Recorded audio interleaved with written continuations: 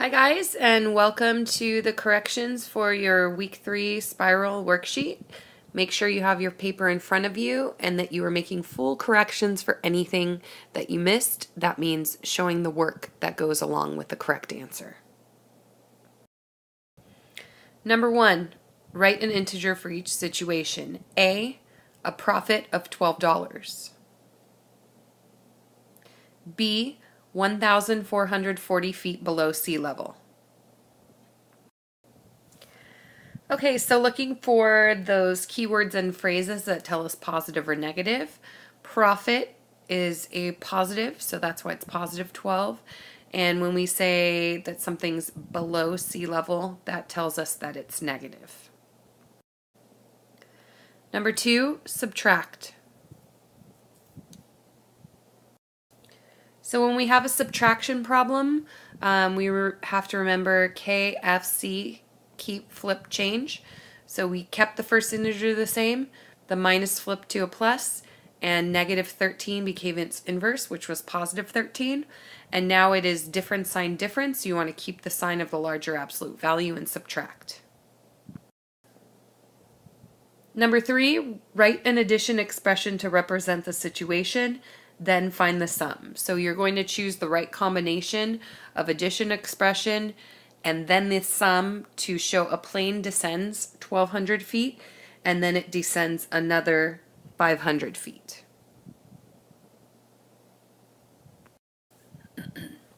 Okay, so first step, writing an addition expression. The word descend connotates a negative number. So if I take negative 1,200 and I add it to negative 500, that would describe the situation. And this is the same sign sum. You keep the sign and add and get negative 1,700 feet. Number 4, the highest and lowest recorded temperatures for the state of Texas are 120 degrees and negative 23 degrees. Find the difference in these extreme temperatures. Keyword, difference.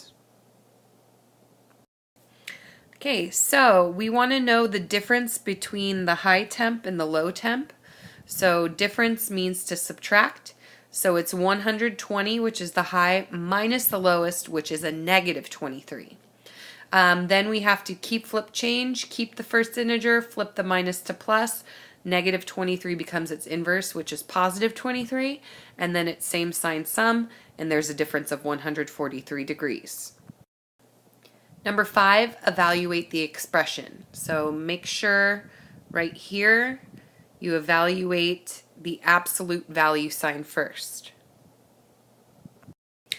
Okay, so first the absolute value of negative 4 is 4, and the absolute value of 3 is 3, and so now I have 4 plus 7, which is 11, and 11 minus 3, which is positive 8.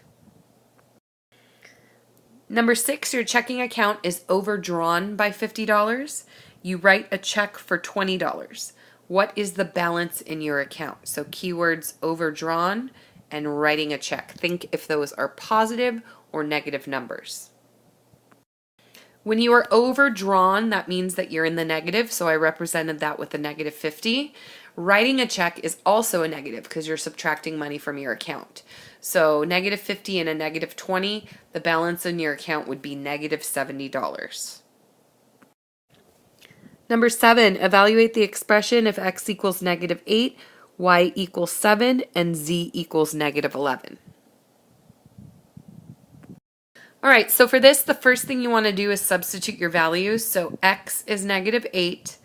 I'm going to subtract z, which is negative 11, and then I want to subtract y, which is 7. So going ahead and cleaning up my signs, I did K, F, C, F, C. So keep the negative 8, flip minus to plus, negative 11 becomes its opposite, minus becomes plus, and then I change 7 to its inverse, which is negative 7. Next, what I did is negative 8 and a positive 11. That's difference sign difference. Keep the sign of the larger absolute value, subtract, and you get 3. And 3 plus negative 7 is also difference sign difference. Keep the sign of the larger absolute value and subtract, and we get negative 4. Number 8, solve. Okay, so first thing, I saw negative 22 and a negative 10. That same sign sum, you get a negative 32. But then I have different signs, so when your signs are different, you keep the sign of the larger absolute value and subtract, and I got negative 17. Number 9, order the integers from least to greatest. So choose the option that has the integers in order from least to greatest. Okay, so the smallest would be the most negative. So the order is negative 8, negative 3, negative 2, 0, and 1. All right, so we are halfway through. We're on to the geometry review, and I wanted to include a picture. This is from 2 years ago when PJ was probably like 4 months old. So this is puppy PJ. Make sure you have the following paper in front of you, and let's get started. Number 1, find the perimeter.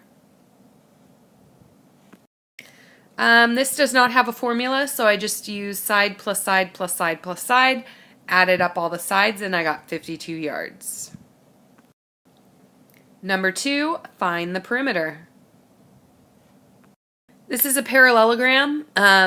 So opposite sides are the same, so 2 times the length plus 2 times the width. And so there's 2 14s and 2 10s, and then I multiplied and then added together, and I got 48 units. Next one, excuse me, one side of a square measures 15 centimeters. What is the perimeter of the square? So perimeter of the square.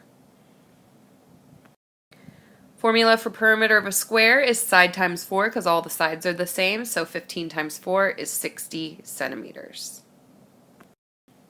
Number 4, find the perimeter of the triangle.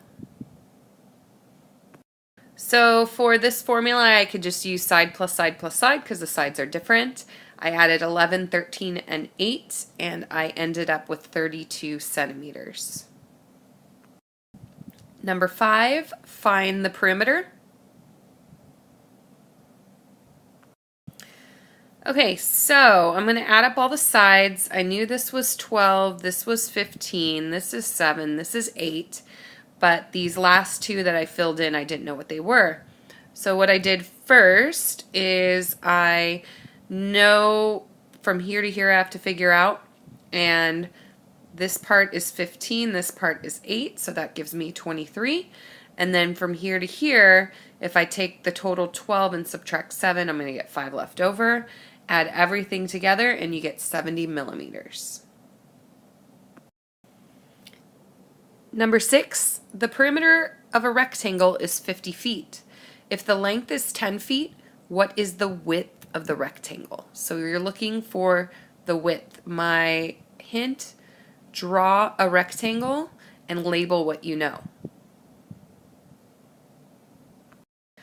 Alright, so here is my rectangle. The perimeter is 50 feet, and I know that the length is 10. And so right here I put X, that's what I'm trying to figure out. So formula for perimeter is 2 times the length plus 2 times the width. And so I know it's 50, so I set 50 equal to 2 times 10 plus 2 times the width. I went ahead and simplified. 2 times 10 is 20.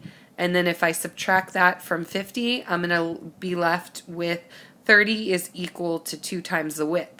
So I need to find out what I multiply 2 by to get 30, and 2 times 15 is 30, which means the width is 15 feet. Congratulations, you have completed your spiral corrections. We will see you again next week, same time, same place. Bye, guys.